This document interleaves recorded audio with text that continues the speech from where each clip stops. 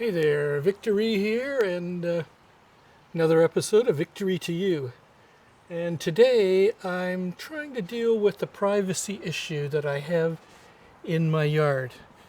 If we look out this way, you can actually see that we can see clearly into the neighbor's yard and a couple other neighbors further down. What we need to do is increase the height of that fence with some privacy screen.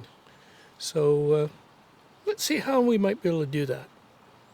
So this fence is already pretty tall at about 7 feet. And what we need to do is figure a way that we can add another section, about another 3 feet on top. First thing we're going to have to do is cut the top off this fence.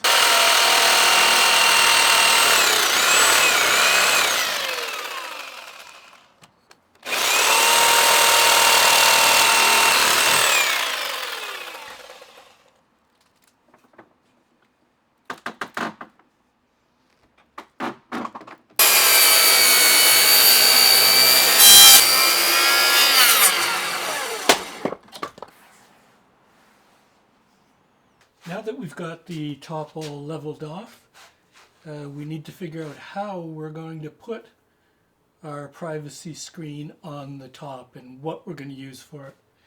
First of all, we're going to put some 2x6 pressure treated on the top there to mount it to. And we're going to use these panels. They're recycled plastic, fairly durable, and black. Now we need the frame. The problem is the frame is made to be 7 feet tall, and there's nothing that only is 3 feet. So we're going to have to cut the frame down and figure a way to modify it. These are the privacy screens that we're going to use, and we're using two different types. One is the full panel, and then we had to get two inline extensions. So 3 of these all together, and comes to about $500.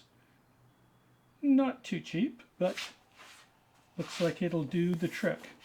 And this is only the hardware. You have to buy the panels separately. The 6 panels that we're going to use. And we're using 6 because I'm also going to try to fill in underneath the deck. And hopefully we've got enough hardware to do it all. We got 2 of the end posts. You can see they have the notch only on one side. And we have 2 of the inline, so they have notches on both sides. And these are just over 6 feet long. Now what we've also got are the top and bottom rails, which we won't have enough of those. We have to make a solution for that. And this is the center one, which is kind of an H shape that we'll use as bottom rails where we need them. As far as the hardware, we've got 4 of the base plates with all the hardware that attaches them to the post, the caps that go on the post, and these are all the screws that attach the rails to the post. And these are some covers that afterwards you put around to cover the base. And they've also included drill bits and the driver bits to drive all the screws. So everything looks very good quality, I would say, and we just have to figure out how we can chop this up into what we need. Because we don't have enough rails, top and bottom, we're going to notch the 2x6. So this is the 2x6 here, and what we're going to do is we're going to put a little notch in the middle there, 3/8 of an inch wide by 3/8 of an inch deep. And our panel will fit right in there, which is good because it'll be right flush and we won't be seeing underneath the rail. Once I get my measurement, I put a block here so that everything's going to be exactly the same length. And we will just be cutting these on the chop saw.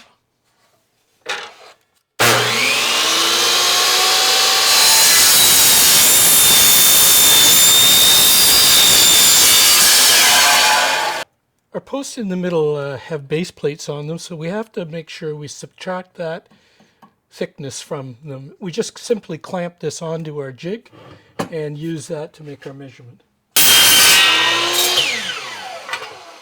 Well, it's great. They even include the bit that you need to screw the plates onto the posts.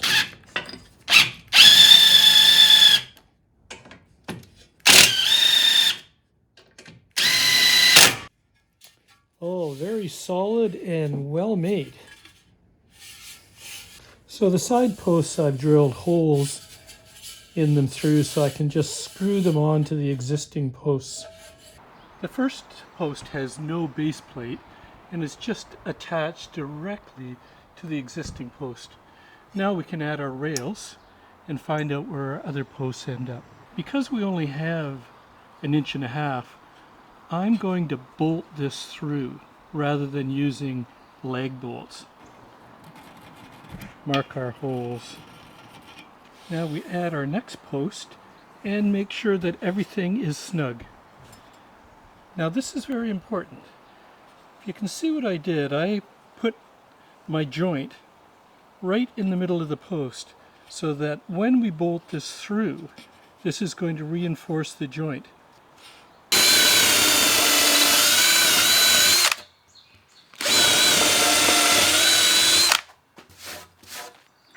And we'll be using 3/8 carriage bolts to bolt these plates on, and we'll bolt them from underneath. In order to put the panel here, we need to have a groove cut in our top board so the panel will sit in there. And what we use is a dado blade, and it's going to be about 3/8 of an inch deep, the groove. Just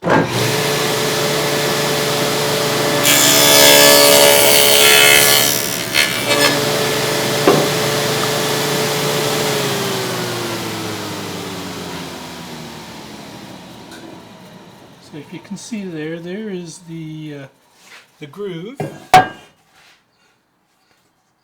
and we'll run that all the way down the entire plank so our panel will sit in there.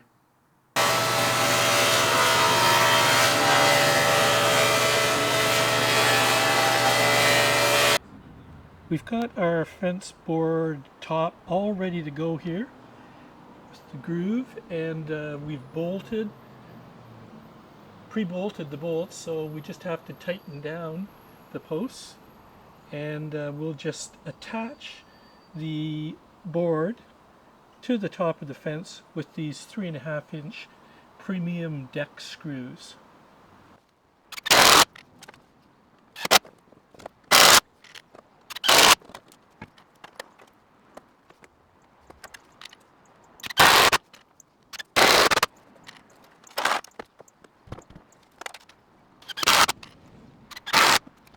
First panel's in. One thing I did have to do, I had to notch the bottom of it to fit around here, but there's a cover that will cover this. But so far so good. Just tighten it down.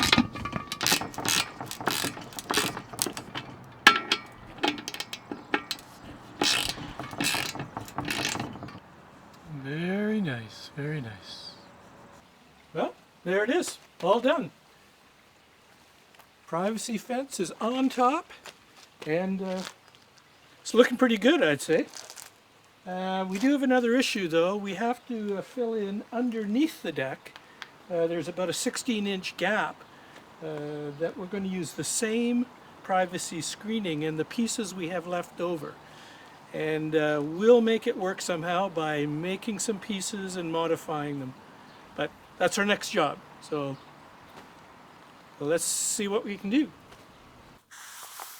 Here's our deck, and we're going to need one section here. There's a staircase that butts up here. One section here, and 2 sections along there. Each of these are going to be 16 inches high. And we're going to need a post here, a post there, a post here. So we need 1, 2, 3, 4, 5, 6 posts. And those posts will be less than 16 inches because we need a plate on the top to attach it to the deck. We need a foot on the bottom. And so it'll be somewhere around 14 and a quarter, 14 and a half inches. And let's just see what we've got to work with. So we've got 3 of those.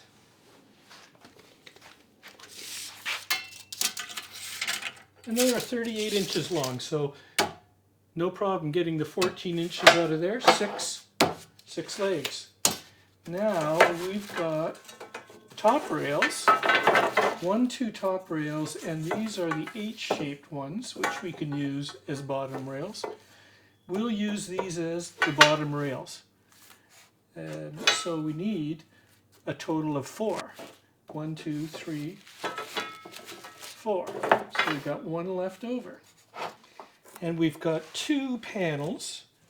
These are 34 inches wide, so there'll be no problem. We're going to cut them in half. That will give us 4 panels, approximately 16, 17 inches wide. So in order to capture the top, I've made these channels.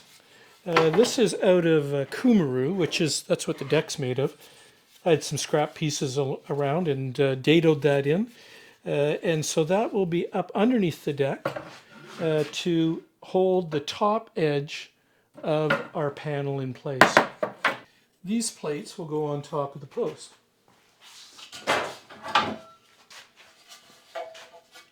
And we'll just screw these on top of the post like this, and that'll allow us to mount it underneath the deck.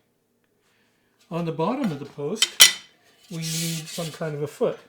So again, I used some Kumaru, and this is 1 inch thick, and we'll just bolt that onto the bottom of the post, and that will be our foot.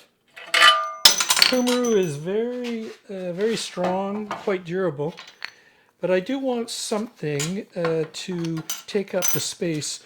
And what I was going to use, and if you've been following the Artica wall panel install, this is the backing, and I've saved some of this, so I'm going to cut myself a piece of that and put it on the bottom of the foot, just to give a little bit of ease, and we'll see how it weathers. Anyway, that's what we need to do. We just start to assemble.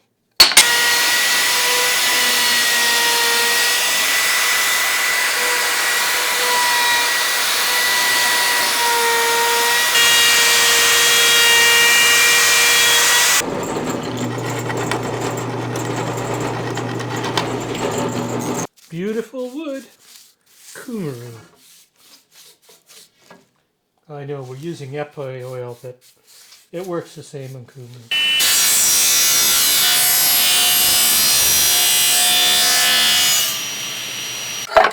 Okay, 6 legs.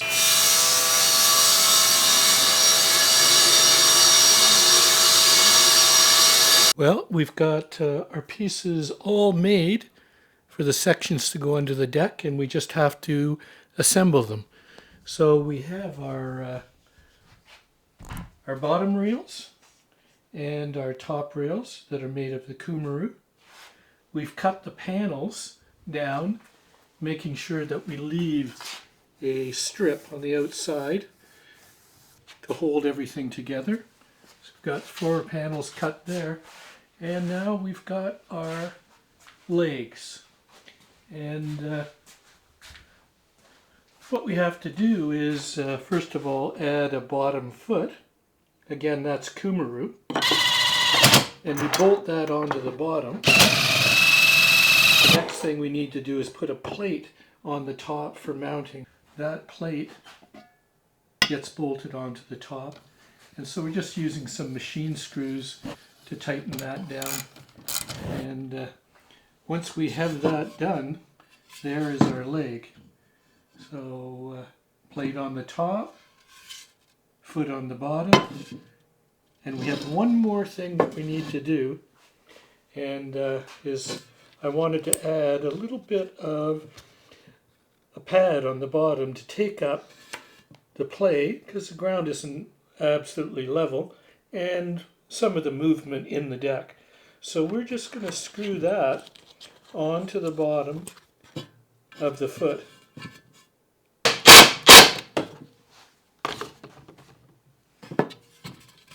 Now that we've got all our legs ready, we come to a problem. What to do at the corner. We have either one side or inline two sides. There is a corner available that would have a slot on this side, but we don't want to buy the whole kit because we only need one 16-inch piece. So what I found was this piece of roller track, and it just happens to be the right size for the panel to fit in. And if you can look carefully here at this end, I have cut it open enough so that the bottom rail will fit in there.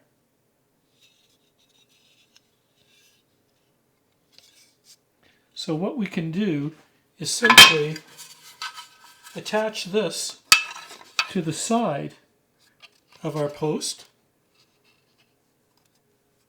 attach the rail here, and our upper rail slides in at the top like this. Well, we got all the parts assembled and put under the deck. I jacked the deck up just a touch so that I could slide everything in, and now we'll just release it and let the pressure go on the pads. Good old car jack. So we're still going to have access underneath the deck here. We'll slide the stair unit into place.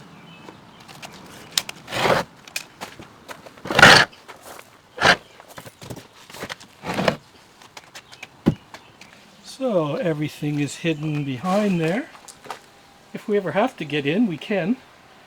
That's what it looks like. You can see that I had to put a block down at this end because the patio slopes for drainage here. But looking around the corner, looks nice and neat underneath there. So that's pretty much the end of this job.